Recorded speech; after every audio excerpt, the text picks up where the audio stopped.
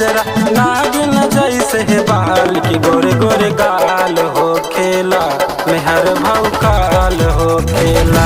कि गोरे गोरे गाल हो खेला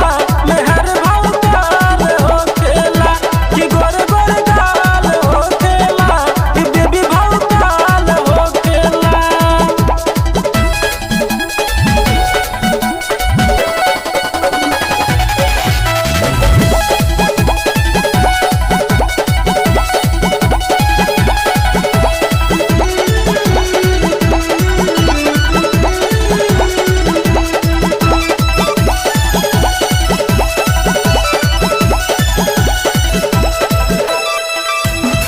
सोरह सिंगारू कई के आवे लागी चाँद उतार गइल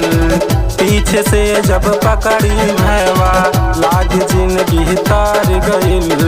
लागी जिंदगी तार गइल। सोरह सिंगार जो कई के आवे लागी चाँद उतार गइल पीछे से जब पकड़ी भैवा लागी जिंदगी तार गइल। जब जब हमके किस करे वही पकड़ के दूनों गाल की गोरे गोरे गाल हो खेला मेहर भौकाल हो खेला कि गोरे गोरे गाल हो खेला मेहर भौकाल हो खेला कि गोरे गोरे गाल हो खेला कि बेबी भौकाल हो खेला मेहर भौकाल हो खेला कि बेबी भौकाल हो खेला।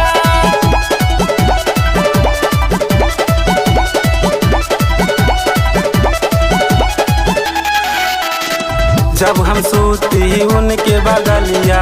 पूछे दिल के हलिया हो राम राम जा पब हम प्रभु के बीते मजा में सलिया हो बीते मजा में सलिया हो।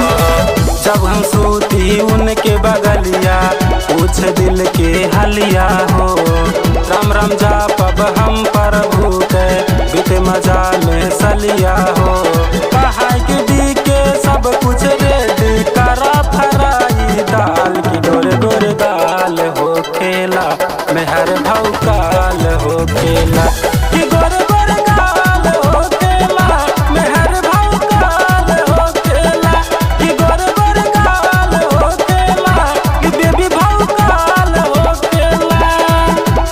लाल लिपस्टिक आँख में गजरा लाल लिपस्टिक आँख में गजरा नागिन जैसे बाल की गोरे गोरे गाल हो खेला मेहर भौकाल